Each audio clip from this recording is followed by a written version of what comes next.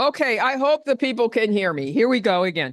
This is a picture of my grandmother. Her name, like my mother's name, was Eva. And the only reason I include this picture is because she's wearing this brooch. See? And I'm wearing it today. I've got two sisters. I got the brooch. Hey, hey, hey. Pardon? I was the absolute youngest. And today I say, I'm proud of being the youngest. At some point in my life, it wasn't the greatest thing, but at our age, right, to be the youngest in anything is pretty good. Anyway, this was my grandmother when I knew her. Her name was Eva Neil Westmoreland. She was that grizzled old man's daughter. Oops, how do I get to the next picture? It's not moving. Another technical difficulty. Should I hit the other button?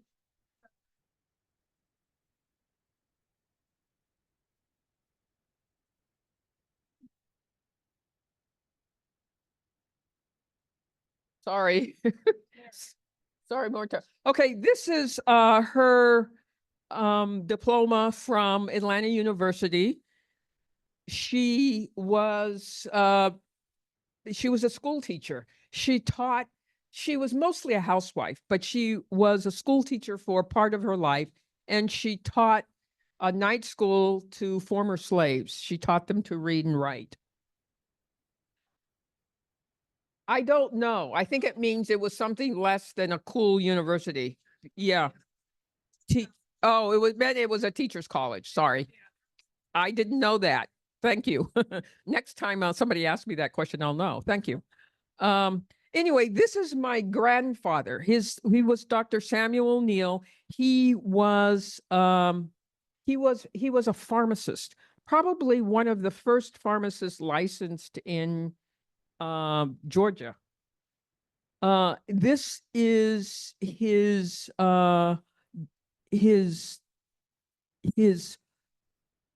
diploma from Shaw University. Shaw University was in North Carolina. Shaw University was the first Black college built in America or established in America.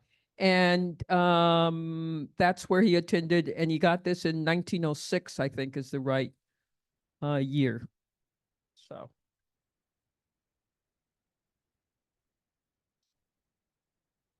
Any rate, I want to talk about the period that all of this happened when my grandfather graduated from pharmacy school. When you saw the picture of those young men in 1900, the football team at Atlanta University.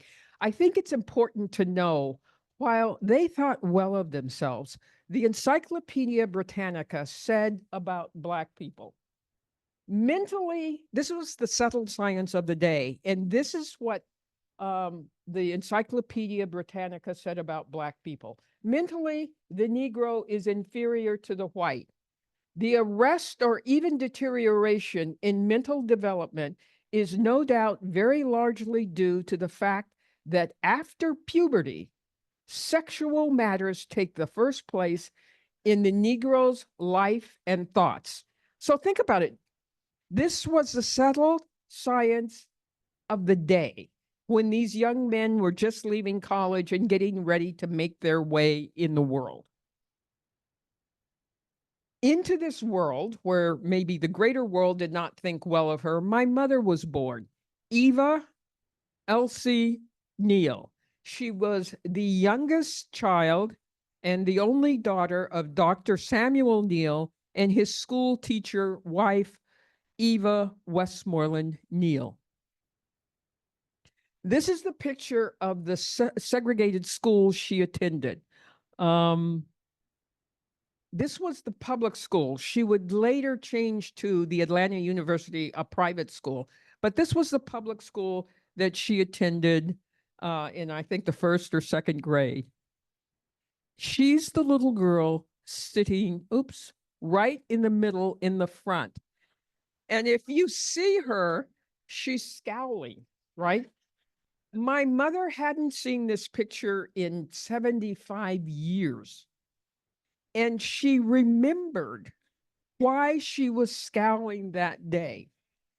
She had soiled her socks. See? She didn't want to be in the first row, but she was the teacher's pet, and that's where the teacher placed her. So she showed her displeasure with that scowl. And this is my mother in about, I don't know, 12 or 13. And I love this picture only because you see joy, right? You think of the segregated South as this violent, unequal, desperately poor situation for Black folks. My mother grew up in a close knit family in a close knit Black world. And she had a really idyllic childhood. And this picture sort of says that. This is my mother's graduation picture from Spelman College. She was really smart. She graduated from Spelman at age 20. She had a degree in economics, I think, and a minor in drama. She was in all the school plays, and she loved that. This this was the picture that appeared in the Atlanta Daily World. That was the Black newspaper in Atlanta, and it was her um, uh, announcement of her wedding. It was her wedding announcement picture, her engagement picture that was in the society pages of the Atlanta Daily World. I don't know why this picture comes up next, but nevertheless, this is my mother got married during World War II.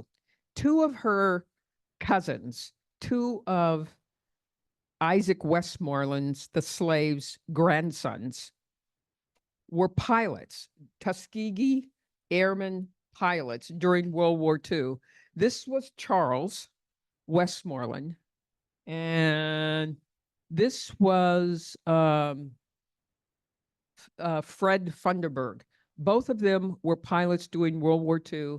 Both of them were killed in the war, in combat. This is my mother's wedding, March 20th, 1943.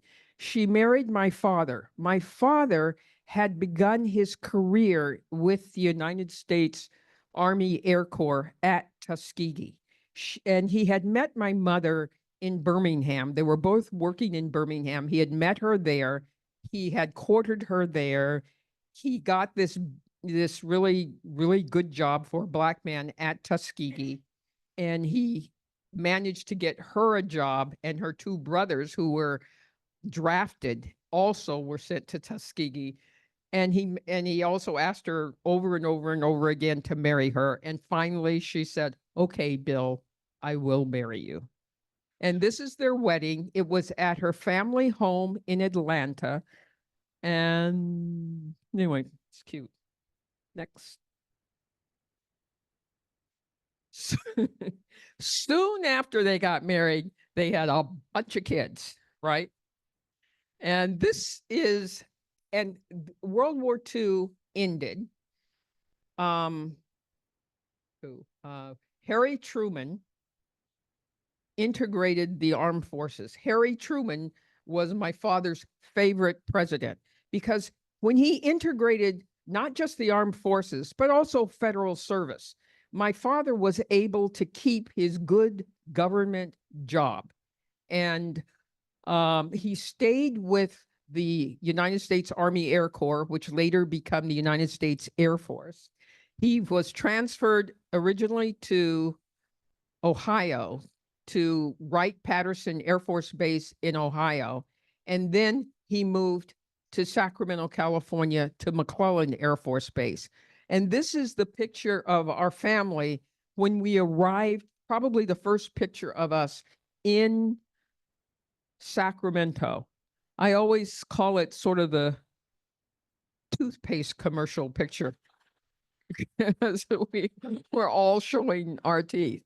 But at any rate, my mother was not totally happy with moving to Sacramento or to California because she had grown up in a close knit, segregated world where she was loved, where she was cherished, where she was respected. And her children were coming to California and they were going to live and go to school with and socialize with a bunch of white people. And she wasn't sure that those white people would be nice to her children. And that's when she began writing. She wrote magazine articles that appeared in Ladies' Home Journal, in Red Book magazine. It was really unusual for a Black woman in the 1950s. And she started writing the articles that would become part of the book that I'm presenting here today. And these are just cute kid pictures. And I'm going to stop. This was my older sister, Elsie, and she was in the 3rd grade when she came to Sacramento. And she had to make an adjustment, right? For the first time, she was the only little Black girl in her 3rd grade class. The school was Sierra School. I don't know if any of you saw it. It was in Curtis Park. And my mother wrote with the idea that white mothers were her audience. And she wanted to tell those white mothers that her children were just as precious and just as fragile as theirs. And her message was, please be kind to them. And this is one of the things that she writes in this book that I'm going to read to you that I think sort of epitomizes how she was able to convey her feelings about her children and the need to be kind to them. Mom is watching Elsie, who's just come home from school. I looked at Elsie leaning against the window and thought of what Janie had done to her in the last. What are my glasses here? I looked at Elsie leaning against the window and thought of what Janie had done to her in the past few months, and not intentionally. At least I don't think it was intentional. Little children aren't clever enough to be that cruel. Elsie is home and she's waiting for a little white girl that she's invited to come to her house. And she's looking out the window, expecting the little girl who plays with her at school to come. For every day at school, she would play with Elsie, and every day she would walk home with her as far as a certain corner, where she would turn off because her mother might see her. And her mother didn't allow her to play with Negroes because Negroes were dirty. Negroes were loud and uncouth. Negroes can't be trusted, etc. All explained in exquisite detail to Elsie. Every day, Elsie would come home crying, and Billy would explain. Janie's been talking about colored people again. Now Elsie stood against the window, and no jeans today. She had to remain neat, please. And Billy, get your crayons up, please. Neat, clean, ready for inspection. Oh, Janie, please come, I implored. Please let her, I asked Janie's mother, and my heart ached for the neat girl still in school clothes, leaning against the window, a tiny paragon of virtue, a defense for the whole Negro race, a battalion ready to batter down all the bigotry and stupidity ground into Janie's mother for 2 centuries. She looked so little, so defenseless. What do you say? Where was all my big talk? Come, help me peel the potatoes, I said. She may come later. Elsie turned from the window. She, too, knew that Janie would not come. What did you do at school today? I asked to divert her. But she was not to be diverted. Janie says Negroes shouldn't be in this neighborhood anyway. Her mother is very careful about her. She can't play with Chinese or Negroes or. Here the bottled up tears spilled over and she cried plaintively, oh, I wish I wasn't colored. See, I said, don't ever say that. But I do, she screamed. I hate Janie. No, I thought, please, Janie, don't infect Elsie. Elsie, listen to me, I implored. You mustn't hate Janie. Just feel sorry for her. Her mother isn't very understanding. She doesn't know the real values. She doesn't yet know how to judge people on their character. So she bases her judgment on false values like color of skin or cash in their pockets or something like that. Do you see? Yes, I see, she said. Then, Mama, who can't I play with? Why, Elsie, I said, you can play with anybody. Anybody? You mean real black people too? Anybody, I said firmly. Oh, Mama, she asked anxiously, aren't there maybe some Indians who don't speak English that I couldn't play with? I folded her in my arms then, and my tears came too. Oh, Elsie, baby, look, you mustn't be silly because other people are. That isn't the American way. We judge people by the kind of people they are inside, whether they are kind and good, not how they look or speak. I hope she understood. I couldn't be sure. I cuddled her. I wiped her tears, and presently she put on her jeans and went outside. I could only hope.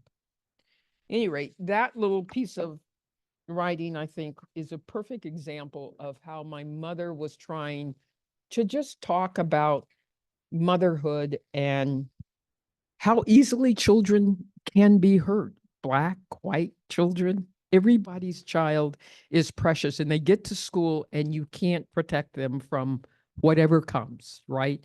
The kid, who's not athletic, the kid who's not beautiful, the kid who's not popular, the kid who stutters. Any rate, next picture. I gotta go to the next picture. Well, can you tell who my dad is in that picture? So, my mother in this book also was writing about Black men. In her life, Black men were disparaged in ways that she found unkind and untrue. All of the Black men in her life had protected her, from her grandfather, the ex-slave, to her father, the pharmacist, who, when he couldn't get a job in a pharmacy, worked in the hotels downtown as a bellboy and wouldn't let his sons do so because young Black men working in hotels were white women. It was very, very, very dangerous. He wouldn't let his daughter go work in a tea room downtown Atlanta because it was dangerous. He protected his family at all costs. And her husband, who also protected his family at all costs. This is, oh, I'm sorry, I went into something different. This was about coming to Sacramento in the 1950s and how difficult it was for Black people to buy a home. My father was desperate to try to get into a nice house, and every place he went, you couldn't, because these covenants appeared on the deeds. No part of any of said lots shall at any time be rented, leased, subleased, or sublet to, or to be occupied or used by, say, person of either Hindu, African, Japanese, Chinese, or Mongolian descent. I don't know if you're familiar with the laws that prevented Black people from buying homes wherever they wanted. My father, however, was able to get a colleague of his to buy a lot in an all white neighborhood, where he then was able, the white person, his white colleague from work, I think there's a picture of the guy. Let's see if I can go back. The guy standing to my father's right, his name was Herb Madeira. Herb Madeira bought the lot for my father and then immediately sold it to my father. And dad was able to build his home in a nice suburb in Sacramento and punch his card into the upper middle classes,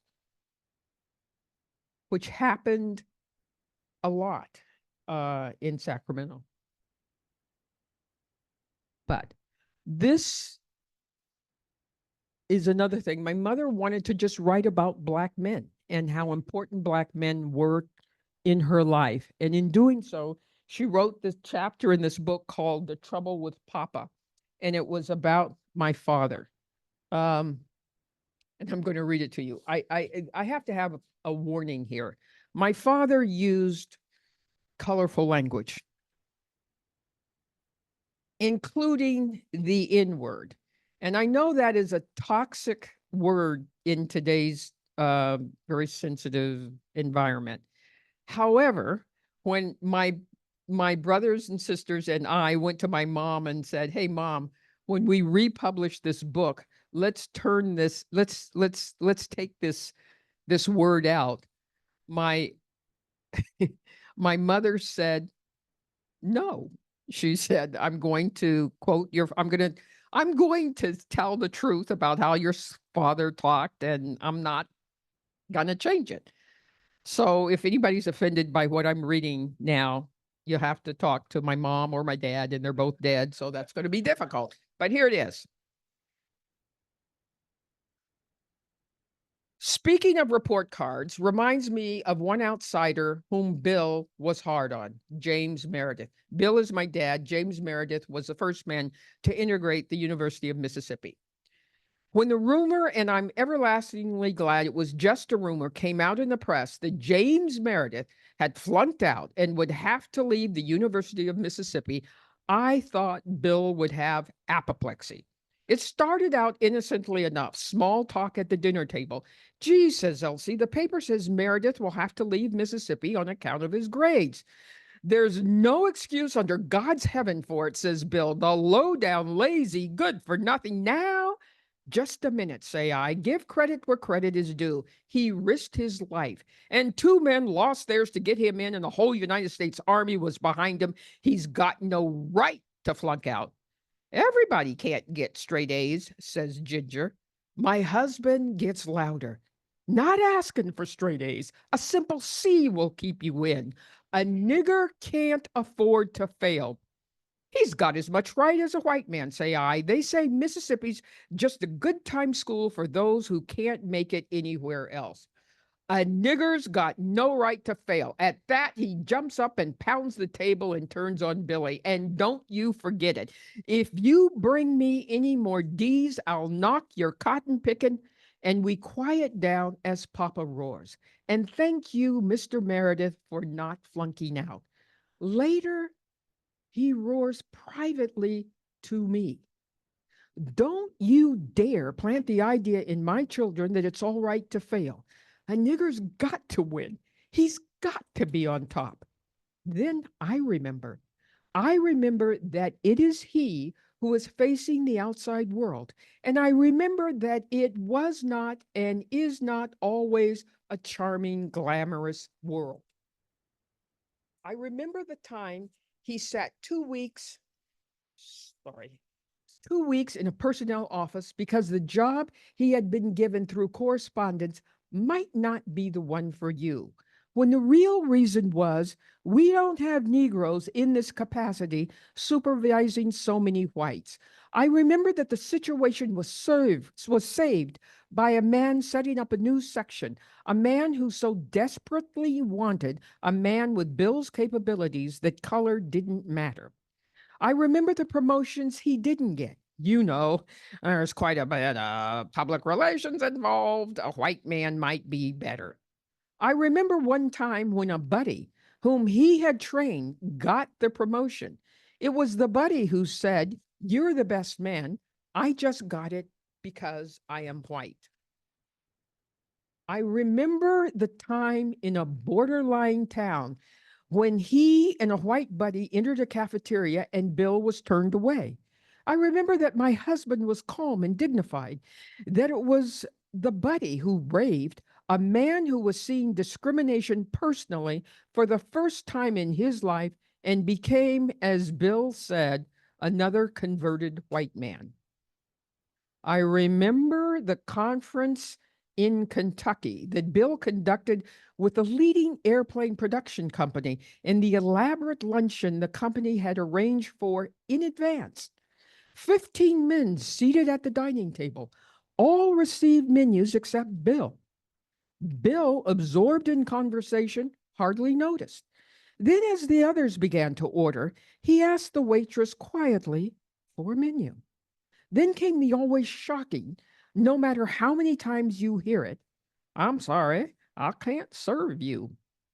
But this time from the company representative comes, "What's the matter, Bill?" His indignation, the hurried consultation with the manager who babbles about policy precedent.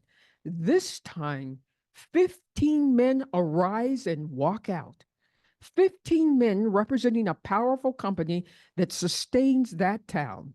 And as they watch them go, the waitress and the manager are a little disconcerted, as people always are when discrimination affects their bread and butter. You get the feeling it won't happen again, and you are a little thrilled that the capable Negro man who has just helped to open another door is your husband. And if you are that man's wife, you begin to understand why he roars. What he is saying to your children, it is, "I love you. I want you to be happy, to be respected." The age old cry of the Negro father, the slave that bowed and toiled and did the white man's bidding, that his little brown babies might eat. The newly freed black man who waited tables and carried bags that his child might be educated. A little further up the ladder, the teachers and preachers who planted a dignity, an idea to stand up, black boy, be proud, and walk straight, straight into the doors of the universities of Mississippi and Georgia, to the front of the bus, to anywhere you want to go. I know at last what my husband is roaring about. The doors are open. Be ready.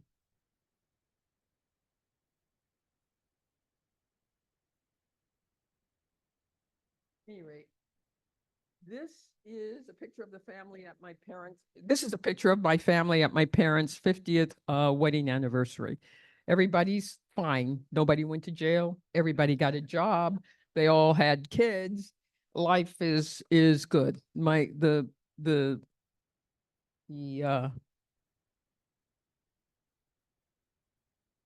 this is my twin sister. She's really fancy. She still looks like that. She looks like $1,000,000, I swear. Any rate, she's the proud daughter of two sons. One's a lobbyist, one's a big deal doctor. They live in Southern California, and she takes care of the grandkids a lot. This is me. I became a journalist, and I have one daughter, and she gave me two beautiful grandsons. And this is my brother. He was married twice and divorced twice, but he's got great kids. One is, anyway, he's got a daughter who's an actress and a son who is a is getting his PhD and his law degree at the University of Miami as we speak.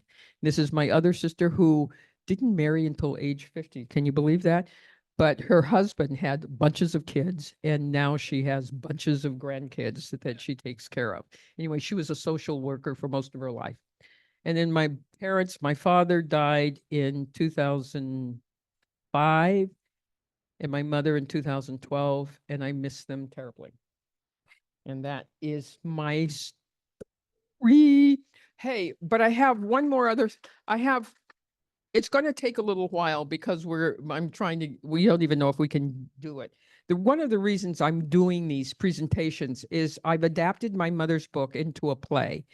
And the play will be staged at the Guild Theater in Oak Park. The opening is November the 9th. And I think it's a great play. I really do. And I want to show you, the play has been staged before. And in the play, the thing I'm trying to show you is a promo of the play when it was first presented about 2 years ago. Unfortunately, COVID, hit just as the play was running, so it had to end early.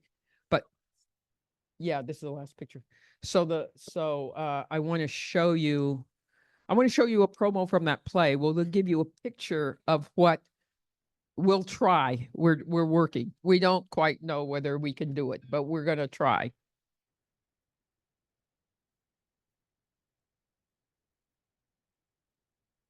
Yeah, that's it. Look, sir, and it's this. It's this. Yeah.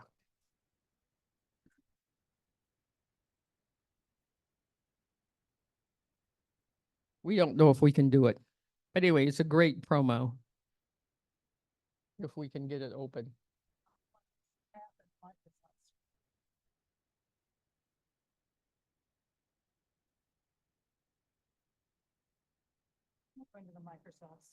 Okay. I guess we can't. I guess. I'm sorry.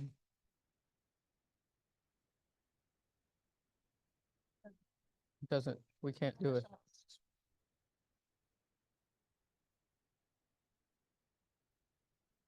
Wait a minute, maybe there. Results found.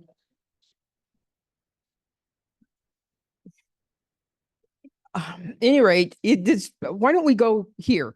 Questions. Do people have questions about anything?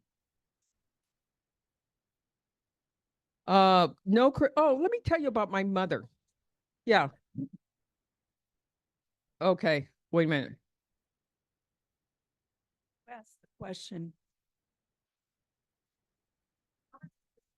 Oh, they're two different books. One is When We Were Colored. It's $14, and No Crystal Stare. My mother was a remarkable woman. At about age 50, she went blind, and that's when her writing career took off. She wrote Harlequin. She wrote mostly Harlequin romances, sweet romances. I didn't have to be embarrassed by them. The door shut and didn't know what happened. But one of her books, No Crystal Stare. Could you hand it to me, Jim?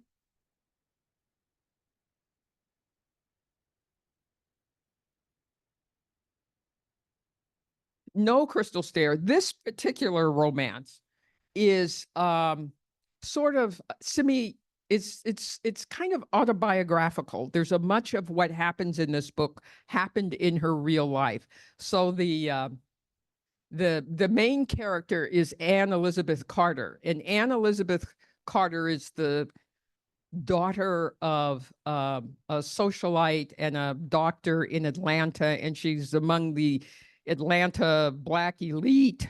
And she's supposed to marry another doctor and stay in that rarefied world of Atlanta's Black elite. But it's World War II, and she meets a Tuskegee airman and marries him instead. And then he takes her all over the world, including Sacramento. And they have, they have two daughters, one of whom becomes a Black Power radical with a big afro. That was me. And ends up marrying a white guy. So anyway, that was also me. So anyway, that's No Crystal Stare. That's her one of many romances, but this was the most important romance that she wrote. It really is a story of her life, kind of. Anyway, yes. Wait. Wait. Oh, she's going to bring you a microphone. With the Zoom. Right. Hi, my name's Michelle. Hi, Michelle. Could you give a little bit of your history bio about growing up in Sacramento? Okay. Well, we moved here in 1952. My father had all kinds of difficulties looking for houses. And because he needed a Black neighborhood, and there really were no sort of really designated Black neighborhoods, he went out with a Black real estate agent who took him to parts of Oak Park and I think parts of Del Paso Heights. Anyway, he didn't like anything. So one day he went on his own, just driving around, and he saw a for sale sign on a house. And across the street, he saw some Asian kids playing. And so, or as he called them in those days, Oriental kids playing. And he said, if they sell to Orientals, they will sell to Blacks. And in fact, they did sell to him the house, which is just north of 2nd Avenue it's between Broadway and Second Avenue on 27th Street. And it was that little stretch of that area of Curtis Park where blacks could actually own homes. So he bought that house. We went to Sierra School, which was an integrated school. My mother was PTA president, PTA secretary. She was everywhere. She wanted to protect her kids from whatever. And I had a rather idyllic childhood. When I was when I was about to be a senior in high school, my father was transferred to Europe, and I spent my last year in high school in Germany at an American school there. And then I spent a year in France studying French, which was the dumbest thing I ever did. I should have studied Spanish. But anyway, I came back to the United States, went to Howard University. I had missed the big sit-in movements that had been part of my childhood growing up, watching students sit in at various and I wanted so much to be a part of that. But when I got to Howard in 1968, or 67, I guess, 68, 67. It was during the Black Power movement, and we were all, black is beautiful. I stopped straightening my hair. It got, to be the world's biggest afro. And it was also a very tumultuous time. The Vietnam War was going on. The first year I was at Howard, Martin Luther King was assassinated. There was a riots in the nation's capital. There were machine guns on the porch at the White House. It was many, parts of DC just burned to the ground. It was, and then there were the anti-war marches and the riots after the king's death, and so it was a tumultuous time. Anyway, I left Howard, came back to Sacramento, and started a career in journalism. First at Channel 3, where I was there for like 7 years. Then I went to Channel 4 in San Francisco, and I was their Capitol reporter for Channel 4, and I got to see Jerry Brown in his first iteration and so on and so forth. Any rate, and then then I started working for the Sacramento Bee came and wanted me to be on their editorial board. And I spent the last 25 years of my career on the editorial board of the Sacramento Bee, and then I also did radio commentary for Capital Public Radio here in town. And then I retired. Questions? A question over here. Okay.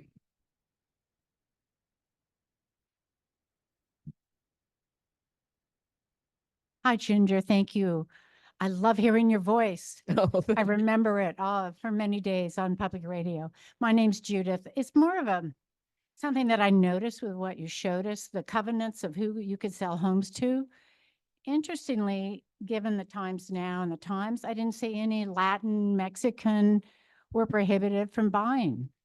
Well, they were. Believe me. I thought they would be. Yeah, but I they found were it- definitely. Oh, of They course. were definitely in those covenants. That was just, I don't, there were several different types and kinds. Oh, okay. Because that was the they one definitely would not be able to Yeah. buy. So that answers that. Thank you. Yeah. Hispanics were also excluded from homing. And the thing about that today, as at my age, or maybe when I was a little younger, and I watch people of my generation inherit their father's homes, right? There's these beautiful homes in Old Land Park or in East Sac.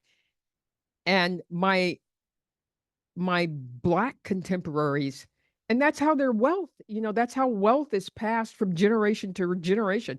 But my Black contemporaries don't have that same privilege. They couldn't inherit that home that was in Land Park or, all of those fancy places, because their parents couldn't buy in those places. I mean, it really was,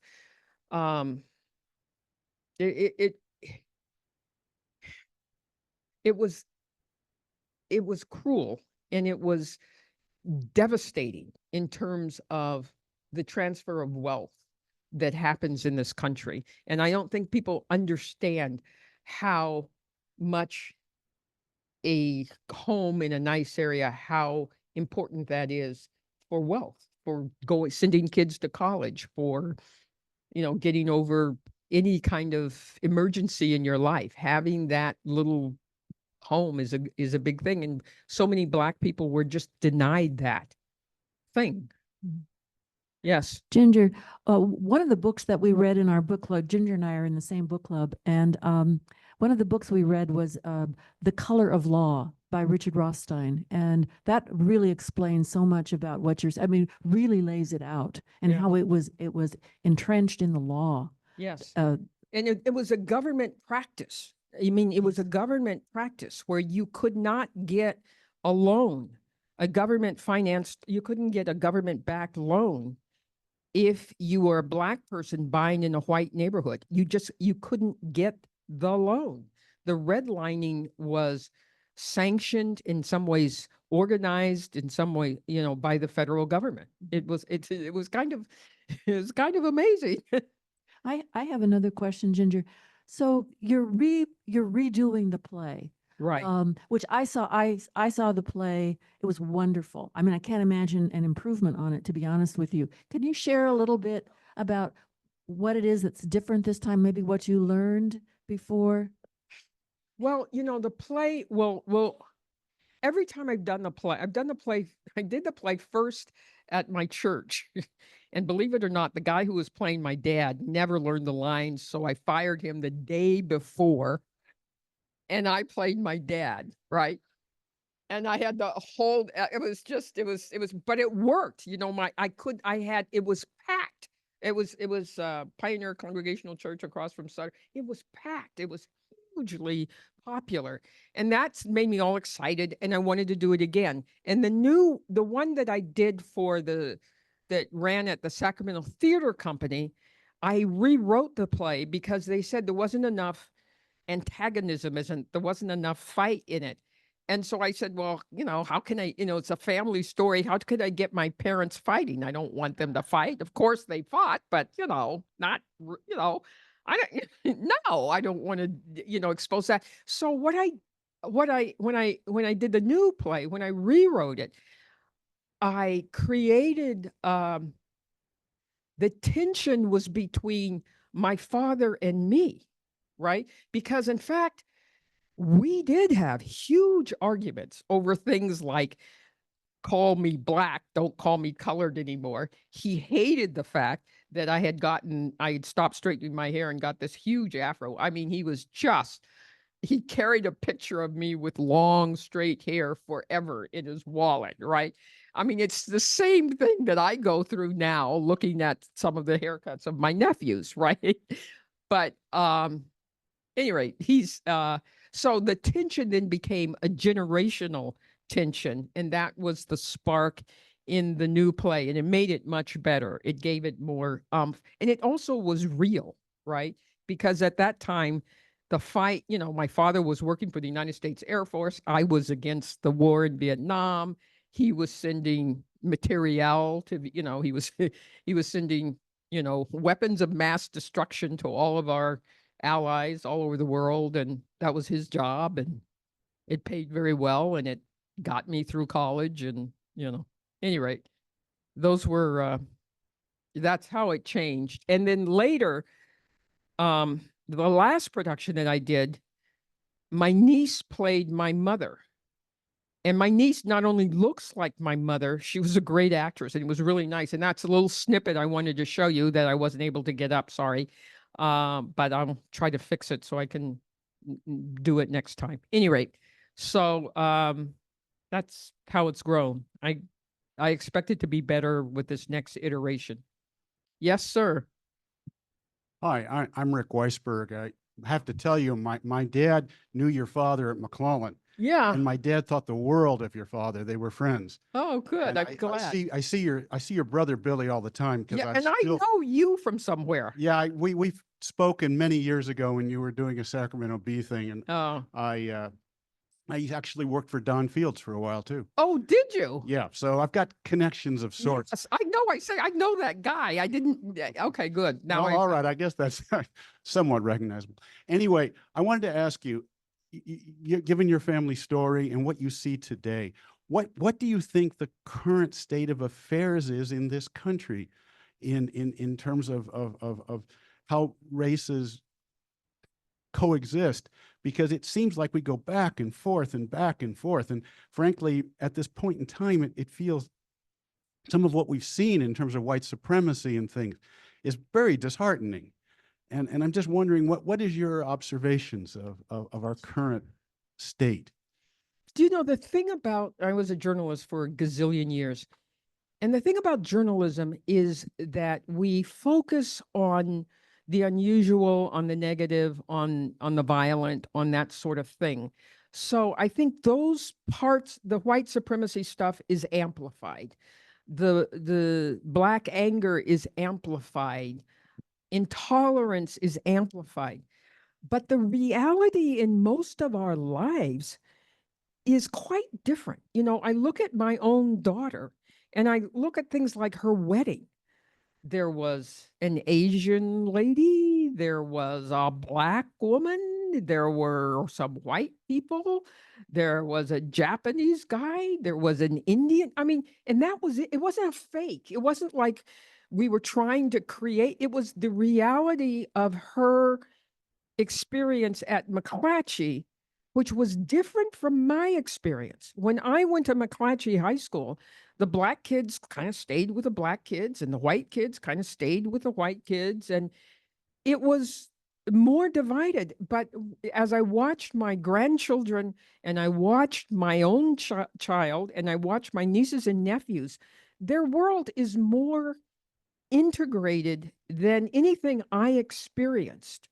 So even though there are these ugly things going on out there and they're really ugly and it's really scary, and I'm sorry, go Kamala. I think I'm I'm aware, from my day-to-day life, the very fact that, you had a black man elected president and now you have a black woman running for president and you have, the Secretary of Defense is black, and all of these, and you've got a gay guy who's the Secretary of what is he?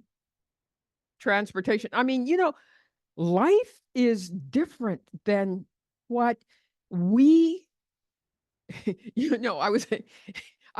remember a friend of mine, another journalist was saying, our message as journalists is be afraid, be very afraid. I mean, that's, we talk about bad things that have happened because that's what we report on. We don't report on the day-to-day lives that we all live, in which our colleagues are black and our spouses are white, or it's so am I distressed by what's going on? Yes.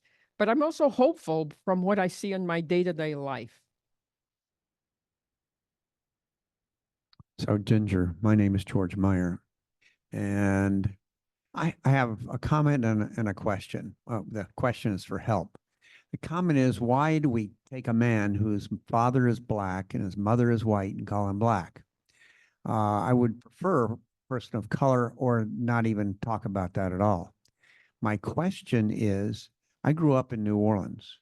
The N-word was popular among white people. I remember going to the back of the bus first time I got on a bus and all these white kids telling, oh, you can't sit back there. So I've gone from Negro to colored to black to African American.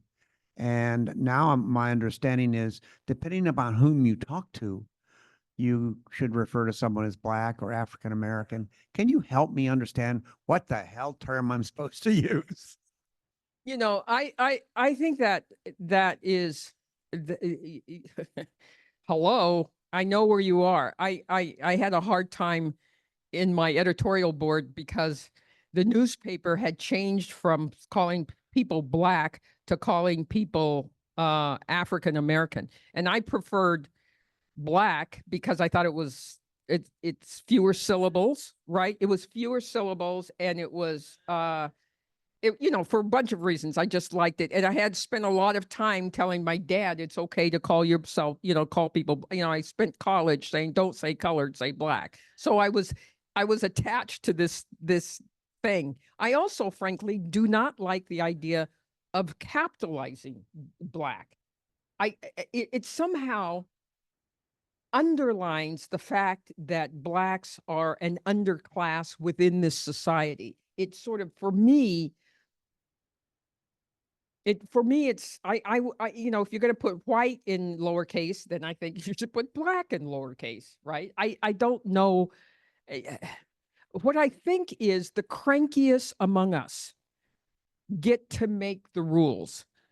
The crankiest among us get to make the rules. And we're all sort of in this crouch, both on the left and on the right. There's an orthodoxy on the left, and there is an orthodoxy on the right. And I'm struggling against both of them, right? I'm struggling against both of them. And if you want to know what I prefer to be called, I prefer to be called black. But it's really difficult with these blended families. I have a daughter, I'm married to a white guy. I have a daughter who presents white. She doesn't look black at all. And so all my friends were saying, oh, when you can get her into the best school or whatever if you call her black. But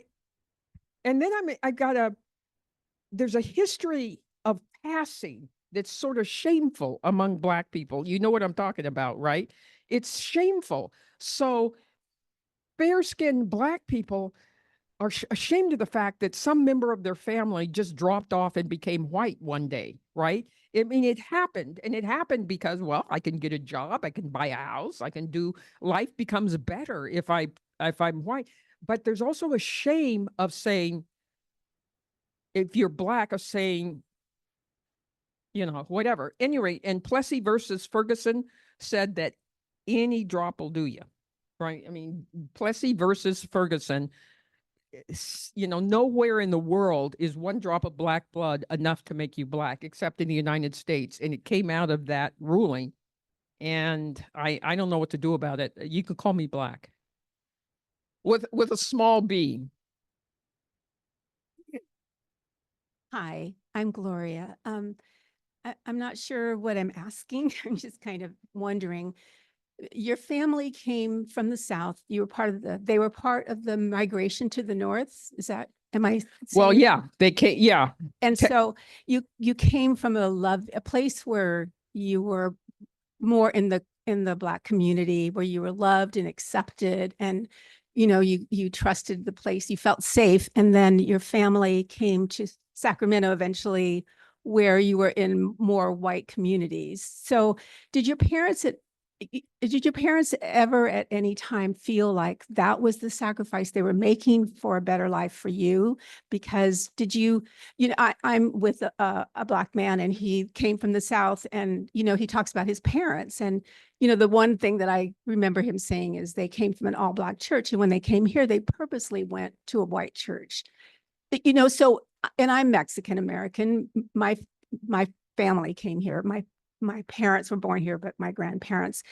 So if you don't have that community, I was fortunate. My father moved to where his brothers were. So I grew up with all my cousins. So we had all that community. It didn't sound like your family had that community of Black people where you could feel the same way. So did they ever see it as a sacrifice that they were making for you so that you would have the life that you wanted? Or is that even a question that is? No, I think my mother had more trepidation about moving into the white world than my father. My father had grown up in Detroit, and he had been in an integrated environment all his life. He was just looking for, I got a good government job here. This is opportunity. This is an income. This is stability. This is all of the things that people who have 4 kids and that's all he was looking for. And then when he got to the white world, he said, there's all this admonition about how to behave. You have to behave well. You can't, because when you get out there, you're not just representing Ginger Rutland, you're representing the entire Black race. And so there was a lot of emphasis on behaving, just behave, because these guys think badly of you, and we cannot let that. You can't behave badly. You don't get bad grades in school. You don't talk back to you behave. And when we came here, originally we went to a Black church, to the Oak Park Congregational Church. My mother was raised a Congregationalist. We went to the Oak Park Congregational Church. When we moved to the better neighborhood, there was a Congregational church down the street. It was a white church. And my mother made a decision that we were going to go to the white church. And we switched and went to that white church, which I felt, frankly, not real happy with, because I was at the awkward teenage stage where you're actually looking for boyfriends and things. And we weren't, once you got out of elementary school, there was not a lot of, you didn't go to dances with the white kids. You just didn't. And so I found that not, I didn't enjoy that. But no, I think my father was just thinking about how do I support my family? I got this good government job. I'm going to Sacramento. It's the best job I can get. That's where I'm going. And that's where he went. And he, unlike my mother, was raised in Detroit, so not in the Deep South. Yes, ma'am.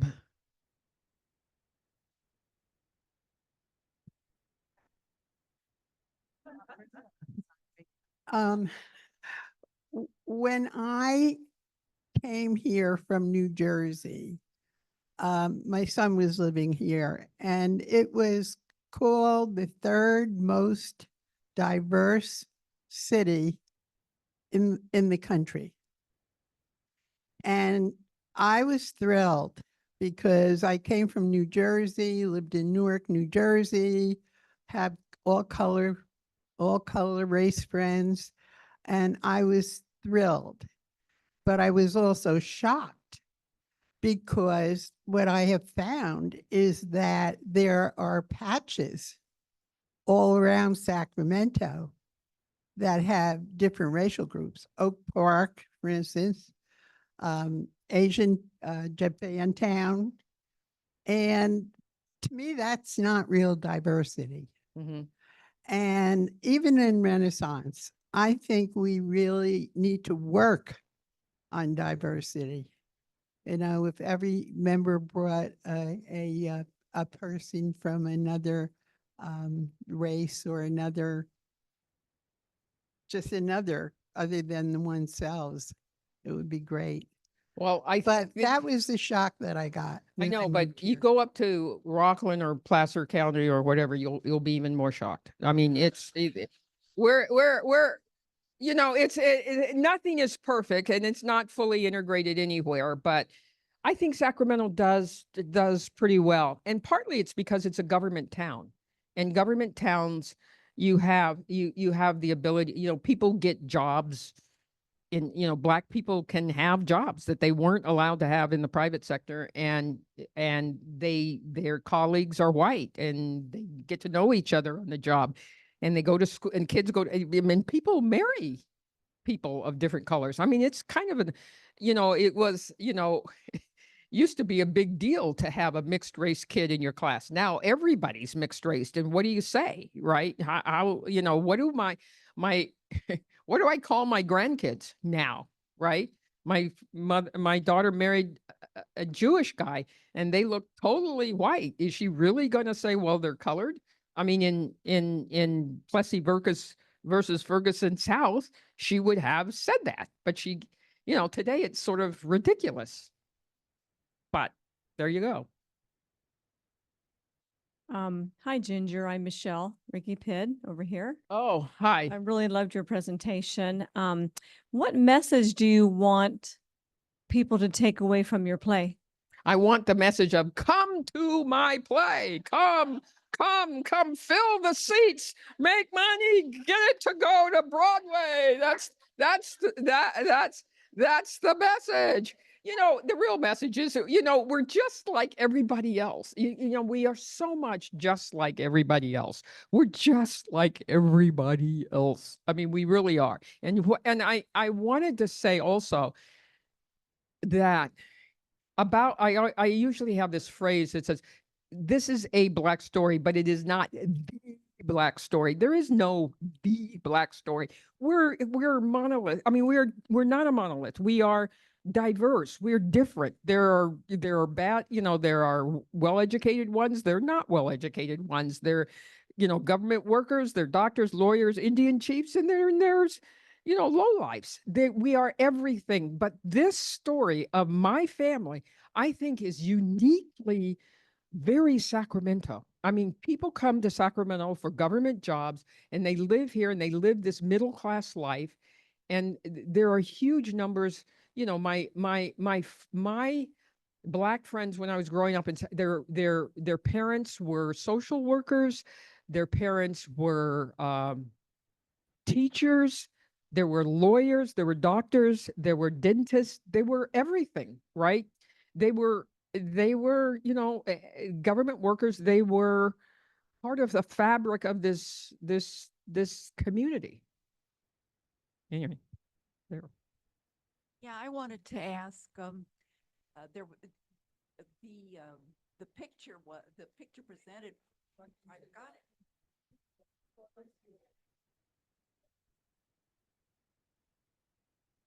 With a light? Okay. The picture presented was your mother growing up in a more or less idyllic, enclosed Black world in the South, and then coming here and it being more challenging and less less comforting. But what about that world was it Atlanta in that time? Did she have any memories of going out of that world into the larger society around her? And you know, hardly a comforting world, I would think, once you go cross that boundary. I think she had experiences in the South that were negative. I think her brothers were attacked by a gang of white people and severely beat up and slashed. One had a slash across his face and all of that. She would visit an uncle who was a doctor in Monticello, California, in Monticello, Georgia, and in the county next to the county that she visited, Blacks had been incarcerated and sold to a white guy who truly enslaved them. And he was finally found out when they found Black men chained together floating down the river. And that was a searing memory of her childhood. So not everything, I mean, not everything was wonderful and beautiful and serene. I mean, she was a Black person in the South, and there were experiences that were negative that she recounts in her book. But on a daily basis, she had her church, she had her school's mates, she had her friends, and they were, you know, the cat's pajamas. They were, you know, the creme de la creme of Atlanta society, right? Hi, Ginger. I'm Barbara. Maybe you already said this and I missed it, but as I understand it, the play is going to be at the Guild. Yes. And what are the dates and where can we get tickets? It opens the November 9th, and tickets aren't on sale yet, but believe me, you will know when they are. I will. Deborah, my friend, is going to help me sell friends to tell you guys, hey, I want to say one thing here too, and this is self-serving. Jim, come here.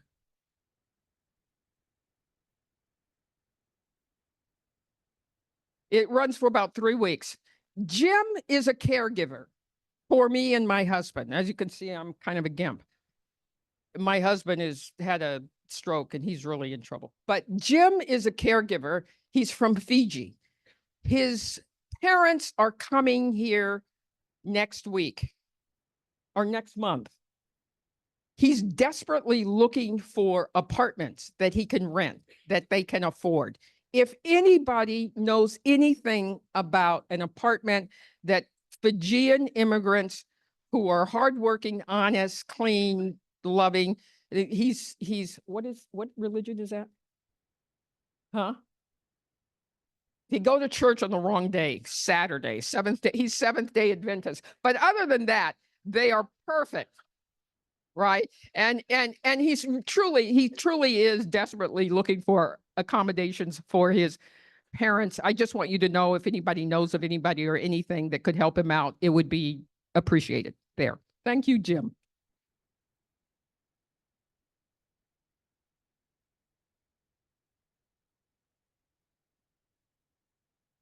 Hi, I'm Sandy. Thank you for your story and thanks for sharing it.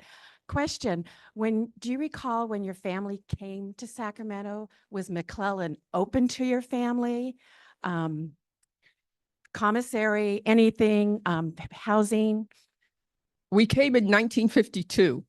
My mother actually has a chapter in her book. There were new developments opening up all around, housing developments. It was, housing was being built. The military industrial complex was booming and housing was being built, and McClellan was expanding exponentially, and housing was being built for all of the people coming, except if you were Black, you couldn't get into the housing, which is why my father was looking for a place, was desperately looking for a place for us. So there. And frankly, I'm glad that we got into sort of the outskirts of Curtis Park rather than around McClellan, given what's happened around McClellan since then. But at any rate, never mind. But it was, so those economic advantages that were just handed to white people were not available to Black people. And it explains a lot about the economic conditions for the Black folks today. Yes. Hi, I just wanted to say thank you for the presentation. It's been wonderful.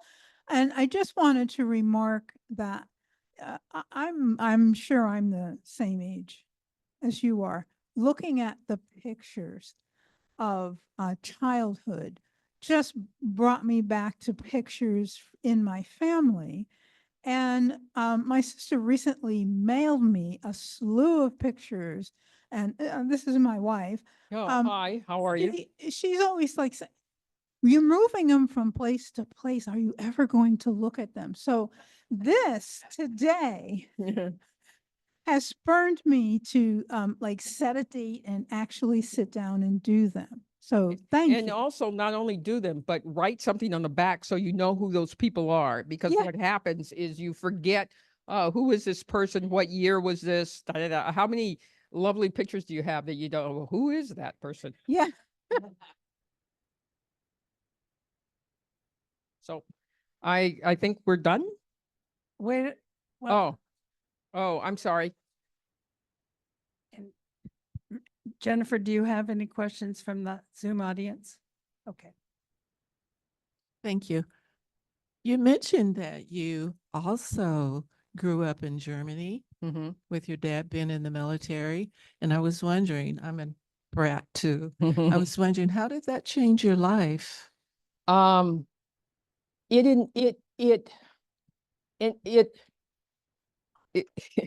got new culinary experiences. I ate better.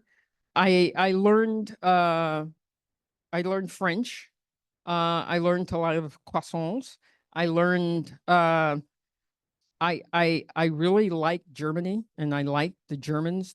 We lived on the economy, and we met we didn't live on a base itself.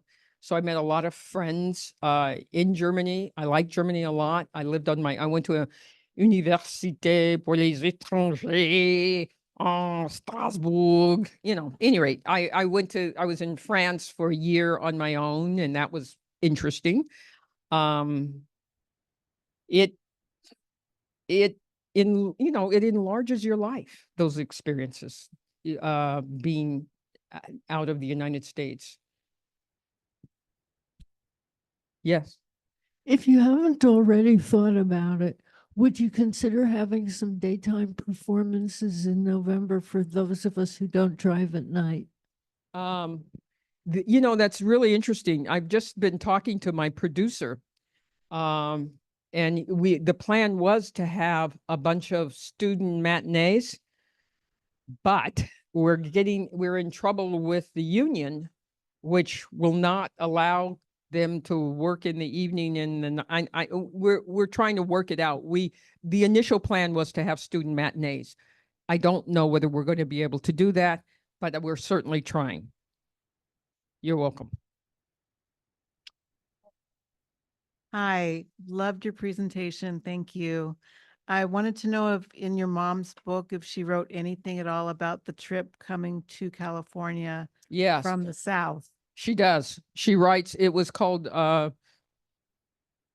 Westward Ho or something was the name of the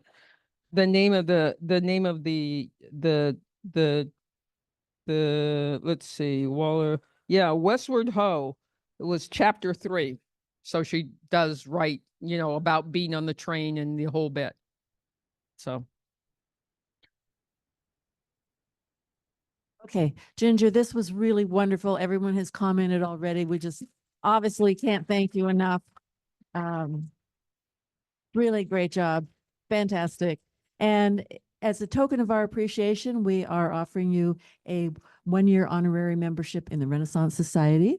And we are making a contribution in your honor to the Seth Nelson Emergency Cares Fund. So we welcome you with that.